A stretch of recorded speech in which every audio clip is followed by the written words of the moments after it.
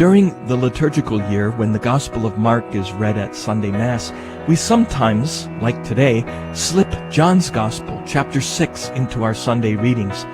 That's because Mark is the shortest of the Gospels, and also because the Church wants us to reflect on the beautiful teaching about the Eucharist that is contained in John chapter 6.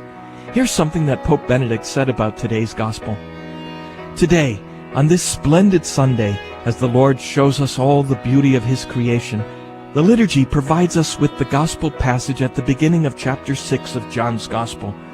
It contains, first of all, the miracle of the loaves, when Jesus fed thousands of people with only 5 loaves of bread and 2 fish. Then, the Lord's miracle when He walks on the waters of the lake during a storm. And finally, the discourse in which He reveals Himself as the bread of life.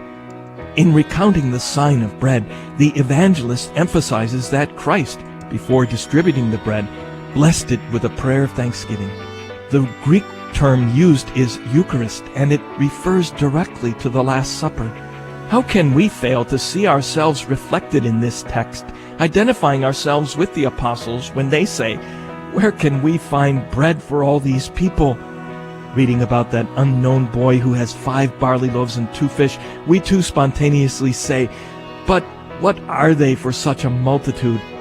In other words, who am I? How can I, with my limitations, help Jesus in His mission? And the Lord gives the answer.